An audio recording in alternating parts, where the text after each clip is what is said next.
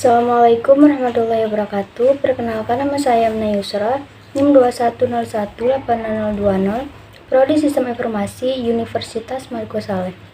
Baik, pada video kali ini saya akan meringkas tentang materi pada mata kuliah Sistem Operasi pertemuan pertama sampai dengan pertemuan ke-6. Langsung saja, pada pertemuan pertama ada konsep dasar dan sejarah perkembangan sistem operasi. Sistem operasi adalah sekumpulan program kontrol atau alat pengendali yang secara terpadu bertindak sebagai penghubung antara komputer dengan pemakainya. 3 pengertian sistem operasi. Yang pertama, sebagai pelaksana perintah, sebagai pelaksana tata olah aplikasi, sebagai pengelola sumber daya. Tujuan sistem operasi. Sistem operasi membuat komputer menjadi lebih mudah dan nyaman untuk digunakan. Sistem operasi memungkinkan sumber daya sistem komputer untuk digunakan secara efisien. Dan sistem operasi harus disusun sedemikian rupa sehingga memungkinkan pengembangan yang efektif, pengujian, dan penerapan fungsi baru tanpa mengganggu layanan yang sudah ada. Fungsi sistem operasi: membentuk dan mengelola sistem file, menjalankan program, mengatur penggunaan alat-alat yang berhubungan dengan komputer. Jenis-jenis sistem operasi: A. Berdasarkan interface, text-based shell versus graphical user interface.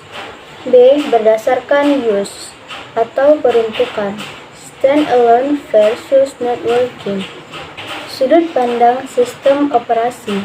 Yang pertama, ada aspek ukuran, aspek tujuan, aspek kegiatan, dan struktur sistem operasi. Sejarah sistem operasi terdiri dari operasi open shop, operasi langsung melalui switch elektrik pada komputer. Kemudian ada operasi driven shop, admin mengelompokkan job berdasarkan jenis program dan dieksekusi sesuai jenis program yang dikoding melalui punch card secara sequence. Kemudian ada operasi offline. Job yang dieksekusi akan disimpan dalam media offline sebelum dieksekusi komputer. Selanjutnya, operasi penampung atau buffer operation. Kemudian, operasi spool bertindak sebagai buffer dan mampu menerima proses meskipun belum dikerjakan. Contohnya adalah printer. Kemudian, operasi multi tata olah tumpukan. Selanjutnya, ada operasi berbagi waktu, operasi olahan segera. Pertemuan kedua, skema dasar sistem komputer dan perangkat lunak. A. Perangkat keras atau hardware adalah komponen fisik komputer yang terdiri dari rangkaian elektronika dan peralatan mekanis lainnya. Pada abstraksi tingkat atas terdiri dari 4 komponen, yaitu pemroses, komponen komputer yang bertugas untuk mengolah data dan melaksanakan berbagai perintah. Kemudian, memori. Memori berfungsi tempat penyimpanan data dan program. Terdapat beberapa tipe memori. Yang pertama ada register, memori cache, memori kerja, disk magnetik, disk optik, dan tape magnetik. Selanjutnya, menurut urutan dari atas ke bawah dapat diukur hierarki dalam hal A. Kecepatan akses, B. Hubungan kapasitas, C. Hubungan frekuensi pengaksesan, D. Hubungan harga. Yang ketiga ada perangkat masukan atau keluaran. A. Komponen mekanik, yaitu perangkat itu sendiri. B. Komponen elektronik, yaitu pengendali perangkat berupa chip controller. Keempat, ada interkoneksi antar komponen. Interkoneksi antar komponen disebut galur atau jalur bus yang terdapat pada mainboard. Bus terdiri dari 3 macam. Yang pertama, bus alamat, satu arah, 16, 20, 24 jalur. B. Bus data, dua arah, 8, 16, dan 32 jalur. C. Bus kendali, dua arah, 4 sampai dengan 10 jalur. Penjelasan dari tingkatan paling rendah. A. Tingkat konsep elektronika. Bentuk komputer terdiri atas sejumlah rangkaian komponen elektronika ditambah dengan komponen mekanika, magnetika, dan optika. B. Tingkat konsep rangkaian saklar. Sudah dapat terlihat rangkaian elektronika yang sesungguhnya, yang membentuk banyak saklar yang tersusun secara paralel dan membentuk sekelompok saklar. Kemudian C. Tingkat konsep transfer register. Berbagai kelompok saklar di dalam komputer membentuk sejumlah register atau logika, aritmatika, akumulator, indeks, address, register, dan lain-lain. D. Tingkat konsep arsitektur. Sejumlah register tersusun dalam suatu arsitektur tertentu. Prosesor, memori, dan satuan komponen lainnya terhubung melalui galur atau bus penghubung. E. Tingkat konsep diagram blok. Arsitektur komputer atau sistem komputer dapat dipetak-petakan ke dalam sejumlah blok atau masukan, blok satuan, prosesor pusat, memori, dan lain-lain. B. Perangkat lunak atau software merupakan komponen non-fisik berupa kumpulan program beserta struktur datanya. Program adalah sekumpulan instruksi yang disusun sedemikian rupa untuk dapat menyelesaikan masalah-masalah tertentu sesuai dengan kebutuhan. C. Siklus instruksi. Untuk memproses instruksi dilakukan melalui dua tahap. Tahap yang pertama mengambil instruksi, tahap yang kedua mengeksekusi instruksi. Pertemuan ketiga, manajemen file. Sifat file persistent.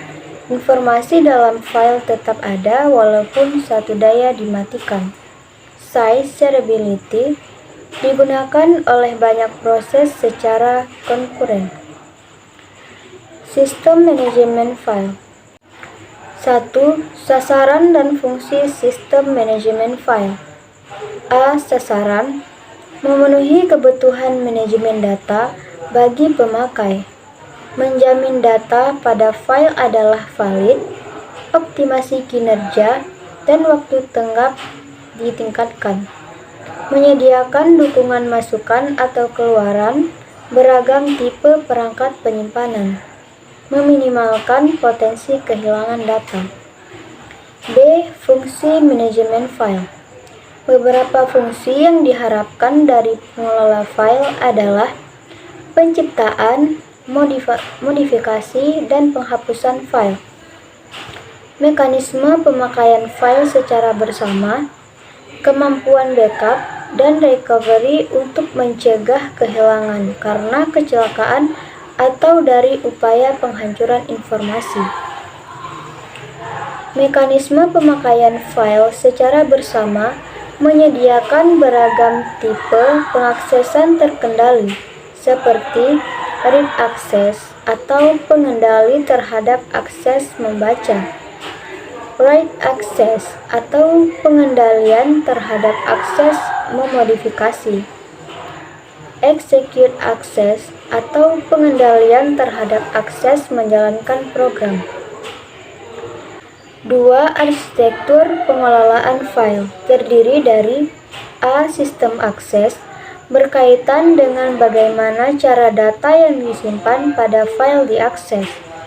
B. Manajemen file berkaitan dengan mekanisme operasi pada file. C. Manajemen ruang penyimpanan berkaitan dengan alokasi ruang untuk file di strom. D. Mekanisme integralis file berkaitan dengan jaminan informasi pada file tak terkorupsi. 3. Konsep sistem file. Abstraksi penyimpanan dan pengambilan informasi di disk. Abstraksi ini membuat pemakai tidak dibebani rincian, cara dan letak penyimpanan informasi, serta mekanisme kerja perangkat penyimpanan data. 4. Pandangan file. Penamaan, tipe, atribut, perintah, manipulasi, operasi. Kelima, direktori. Direktori merupakan file yang dimiliki sistem untuk mengelola struktur sistem file. File direktori merupakan file berisi informasi-informasi mengenai file yang termasuk dalam direktori itu. Yang keenam, shared file adalah file yang tidak hanya diacu oleh satu direktori atau pemakai, tapi juga direktori-direktori lainnya. Sistem file tidak lagi berupa pohon, melainkan direct acyclic graph. Yang ketujuh, sistem akses file. Cara akses perangkat penyimpanan. Perangkat penyimpanan berdasar disiplin pengaksesan. Perangkat penyimpanan berdasarkan disiplin pengaksesan dibagi menjadi dua, yaitu A. Perangkat akses sekuen. Proses harus membaca semua byte atau record file secara berurutan mulai dari awal. Tidak dapat meloncati dan membaca di luar urutan. Contoh, tab. Kemudian B. Perangkat akses acak. Dimungkinkan dapat membaca byte atau record file di luar urutan, atau mengakses record berdasarkan kunci bukan posisinya. 8. Organisasi file. Terdapat 6 organisasi dasar. Kebanyakan organisasi file sistem nyata termasuk salah satu atau kombinasi kategori-kategori ini. Organisasi atau pengaksesan dasar. 6 organisasi atau pengaksesan dasar adalah sebagai berikut. A. File. B. File sequence. C. File sequence berindeks. D. File berindeks majemuk. E. File berhash. F. File cincin. Pertemuan keempat, teknologi dan algoritma penjadwalan disk. Magnetic disk. Magnetic disk merupakan media penyimpanan yang termasuk ke dalam penyimpanan sekunder, yang paling banyak dipakai pada sistem komputer modern. Magnetic disk berbentuk bundar dengan dua permukaan magnetik. Teknologi hard disk. Beberapa teknologi hard disk antara lain shock protection system, self-monitoring analysis and reporting, solid state disk. Pengaksesan disk. Waktu akses adalah waktu yang diperlukan oleh kepala baca untuk menulis atau membaca isi sektor. Terdiri dari 4 komponen waktu, yaitu 1. Waktu cari adalah waktu untuk mencapai lintas atau silinder yang dikehendaki. 2. Waktu mantap adalah waktu untuk hulu tulis baca menjadi mantap di lintas atau silinder. 3. Waktu latensi adalah waktu untuk mencapai hulu tulis baca. 4. Waktu salur adalah waktu untuk menulis atau membaca isi sektor serta gabungan waktu, yaitu waktu inquiry dan waktu pemutakhiran atau pergantian. Pengaksesan lintas disk pada sistem multi tata olah. Terdapat 7 algoritma pengaksesan disk. Yang pertama ada algoritma pertama tiba pertama dilayani atau PTPD. Kedua, algoritma pickup. 3. Algoritma waktu cari terpendek dipertamakan atau WCTD. 4. Algoritma loop. 5. Algoritma circular loop. 6. Algoritma scan. 7. Algoritma circular can. Algoritma pertama tiba pertama dilayani atau PTPD. Proses pengaksesan akan dimulai secara berurutan sesuai dengan urutan tiba atau kedudukan antrian. 2. Algoritma pickup.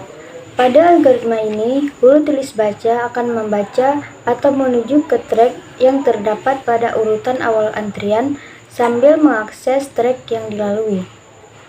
Mirip seperti metode PTPD atau pertama tiba pertama dilayani, tetapi lintasan yang dilewati dipungut atau diambil sehingga tidak perlu diakses lagi.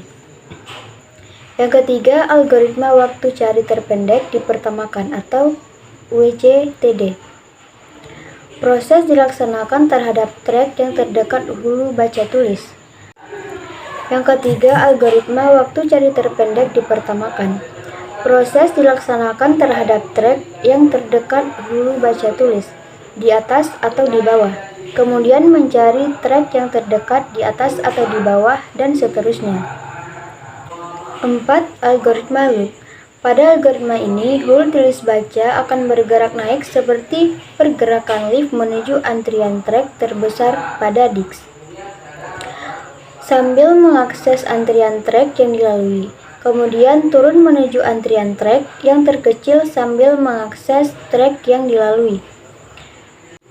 Dan track yang telah diakses tidak diakses lagi. 5. Algoritma circular loop.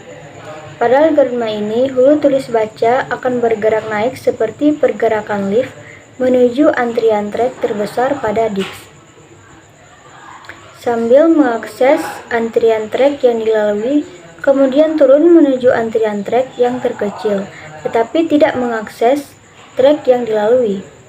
Baru pada saat ini, naik akan mengakses track yang belum diakses. 6. Algoritma scan. Pada algoritma ini, hulu tulis baca akan bergerak naik seperti pergerakan lift menuju track terbesar pada disk sambil mengakses track yang dilalui. Kemudian turun menuju track terkecil pada disk sambil mengakses track yang dilalui. Dan track yang telah diakses tidak diakses lagi. 7. Algoritma circular loop. Pada algoritma ini, hulu tulis baca akan bergerak naik seperti pergerakan lift menuju track terbesar pada disk sambil mengakses antrian track yang dilalui. Kemudian turun menuju track terkecil, tetapi tidak mengakses track yang dilalui. Baru pada saat naik, akan mengakses track yang belum diakses. Pertemuan kelima, proses dan penjadwalan proses. Penjadwalan proses. Penjadwalan di sini memiliki makna kumpulan, kebijaksanaan, dan mekanisme di sebuah sistem operasi yang berkaitan dengan urutan kerja yang dilakukan sistem komputer. Penjadwalan bertugas memutuskan proses harus berjalan, kapan dan berapa lama proses itu berjalan. Tipe-tipe penjadwalan. Penjadwalan jangka pendek bertugas menjadwalkan alokasi pemroses di antara proses-proses ready di memori utama. Penjadwalan dijalankan setiap terjadi pengalihan proses untuk memilih proses berikutnya yang harus dijalankan. Yang kedua, penjadwalan jangka menengah. Proses harus ready, running, waiting, dan ready. Penjadwalan jangka panjang. Penjadwalan ini bekerja terhadap antrian batch dan memilih batch berikutnya yang harus dieksekusi. Penjadwalan proses. 3 istilah yang digunakan pada penjadwalan proses. Yang pertama ada antrian, sejumlah proses yang menunggu menggunakan prosesor dan akan diproses sesuai dengan urutan antrian proses. Proses berada dalam memori utama. 2. Prioritas, mendahului pada antrian proses. Kalau proses itu berada di bagian belakang, maka dengan pemberian prioritas, proses itu langsung berada di bagian paling depan pada antrian itu, sambil menunggu sampai kerja prosesor selesai. 3. Preempsi, mendahului pada antrian proses. Kalau proses itu berada di bagian belakang antrian, maka dengan pemberian preempsi, proses itu langsung berada di bagian paling depan pada antrian. Teknik penjadwalan prosesor. Yang pertama ada kategori penjadwalan prosesor, tanpa prioritas tanpa preempsi, dengan prioritas tanpa preempsi, tanpa prioritas dengan preempsi, dengan prioritas dengan preemsi. 2. Teknik penjadwalan prosesor. Penjadwalan satu tingkat, penjadwalan multi tingkat. 3. Teknik penjadwalan satu tingkat. Algoritma penjadwalan proses terpendek dipertamakan. Penjadwalan dengan prioritas tanpa preemsi terdapat dua langkah. Penentuan berdasarkan pendeknya proses yang dilayani. Jika proses yang terpendek tersebut belum tiba, maka prosesor akan melayani proses yang telah tiba sampai proses tersebut selesai. Pertemuan 6. Penjadwalan proses lanjutan. Algoritma penjadwalan proses terpendek dipertamakan preemsi. Penjadwalan dengan prioritas dengan preemsi beberapa ketentuan. Prioritas berdasarkan pendeknya sisa proses. Diperhatikan saat proses tiba atau saat proses selesai. Menghitung lama sisa proses dari semua proses yang ada. Jika proses dengan sisa proses yang lebih pendek dari proses yang sedang dikerjakan, maka atas dasar preemsi, proses yang sedang dikerjakan akan dikeluarkan dari prosesor. Algoritma penjadwalan ratio penalti tertinggi dipertamakan. Penjadwalan dengan prioritas tanpa preemsi. Ketentuan prioritas berdasarkan besarnya nilai ratio penalti. Rumus ratio penalti. RP sama dengan S tambah T bagi T. S sama dengan waktu sia-sia atau saat waktu selesai sampai dengan saat waktu tiba. T lama proses. Tetap mendahulukan proses terpendek, namun prioritas proses panjang akan turut meningkat melalui peningkatan ratio penaltinya. Algoritma penjadwalan putar gelang.